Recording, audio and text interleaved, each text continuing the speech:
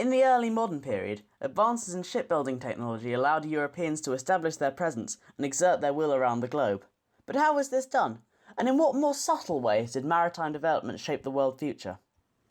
As a brief aside, I will primarily be covering European shipbuilding.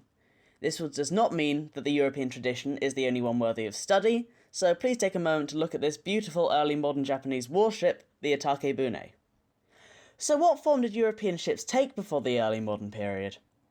Conflict between medieval ships greatly resembled a land battle, and was targeted at destroying a ship's crew rather than the ship itself. Battle was done at close range, with ships coming alongside one another, firing arrows at the opposing crew before boarding and fighting on deck. This was how a ship would ideally be taken. When guns and armament were adopted in the 14th century, these would also be used for the same purpose of clearing sailors from the decks. For this reason, wooden castles with battlements were constructed, an example of which can be seen on this Hanseatic cog. Northern European ships like this one, which sailed the Atlantic waters, took much of their precedent from the Viking longships.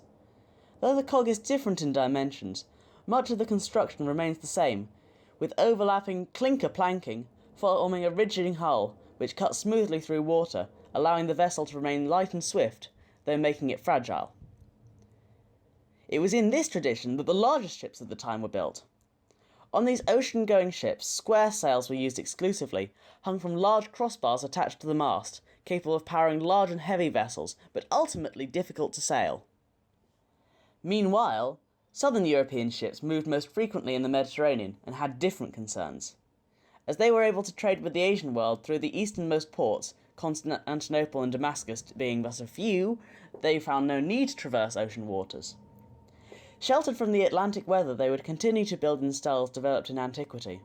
Galleys, ships propelled by rowing slaves, were commonly used, able to function without sufficient wind, manoeuvrable, and able to dock at many ports.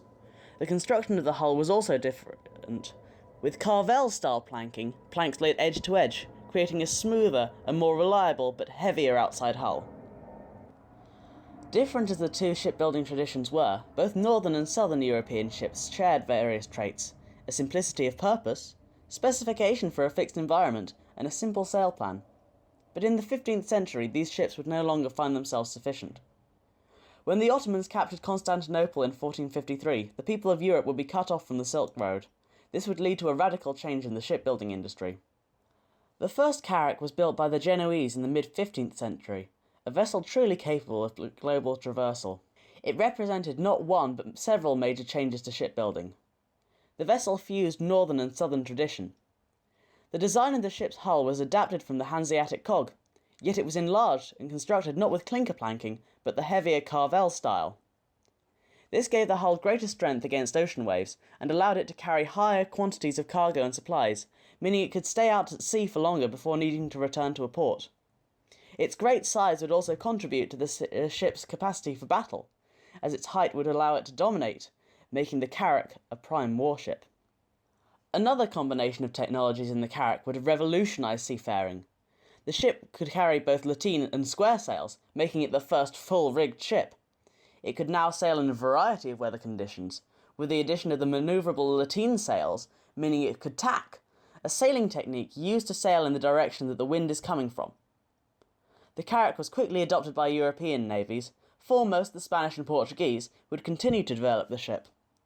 It was in the carrack Santa Maria that Christopher Columbus would make his 1492 voyage to the Americas, and the São Gabriel would first circumnavigate Cape Horn, allowing Vasco da Gama's expedition to India, accompanied by several other carracks, and caravels, another groundbreaking fusion design. But development did not stop at the carrack. For years, huge ships' cannons had been mounted precariously on the castles, making ships dangerously top-heavy, given that early cannons like the Basilisk ranged between 10 and 30 feet long. Gun ports were adopted sometime around the end of the 15th century, sometimes attributed to King John II of Portugal, who experimented with heavy weaponry aboard carracks in 1490.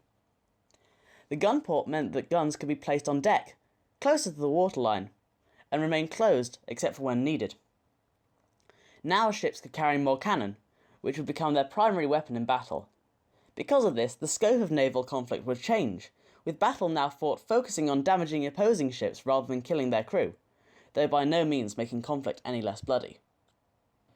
With these changes to the nature of maritime conflict, the fore and aft castles were no longer an advantage, but rather a liability, contributing to the weight of the ships and intensifying their role. The famous Mary Rose was one victim of this, with the instability caused by her guns and castles causing a roll that sent water flooding in through her starboard gun ports, sinking the ship so quickly that only 30 of its 415 men could survive. The floating castle was no longer fit for purpose. In 1570, the first race-built galleons were built for Queen Elizabeth I's navy. Longer, more streamlined ships with short castles, which were inherently more seaworthy. Though they may be called race-built, the name refers to the fact that the castles were raised, rather than any speed that they might have had, which was negligible. Ships would take this form throughout the early modern period, with many existing ships having their upper works cut down to fit. Technological advances would continue throughout the period, though in less startling ways. With capacity for global travel already reached, and naval organisation at a far higher level, technological changes were more subtle. Navigational technology would facilitate the increasing frequency of ocean voyages. Sail plans of growing complexity, advances in armament, signals and tactics would be the developments that would shape later early modern seafaring. And with the exception of the copper bottom growing in favour, fewer radical changes would occur. So what effect would this have on exploration? Certainly it allowed ships to traverse the globe. But more significantly, the versatility fostered by new shipbuilding practices would allow these global navigators dual purpose. This is exemplified by Admiral Anson's circumnavigation of the globe from 1740 to 1744, after having been blown dramatically off course from his original purpose, a raid on Spanish ships in the Pacific. As well as his impressive navigational achievement, he would also take a pride for the British Navy of 1,313,843 pieces of eight and 35,682 ounces of silver, which would be worth around £242,700 at the time, a staggering amount, and around 55 million in today's money. The warship and the explorer could be one and the same, allowing greater national navigational presence around the globe, which would change the nature of global commerce. Another consequence of this was of European access to armament, even far from home and a supporting army. The power of the gun and its presence in ship design would offer European traders a way to exert control over global trade routes, despite lack of demand for European exports. The extent to which this might have shaped the domination of navy and state control in global politics can only be speculated upon, but is nonetheless worth mentioning. The construction of these exploratory vessels had significant relevance, not just to the act of exploration, but the character and effect exploration had. The act of using a well-armed ship capable of carrying out fleet actions to interact with other new nations carries a degree of intimidation, a signalling of intent.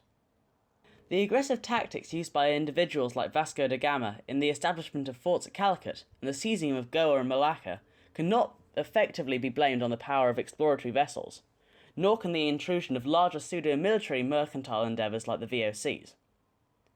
However, the ship and its military capacity fit into and enable this narrative of violence, and the projected desire for dominion which would become common in first contact encounters.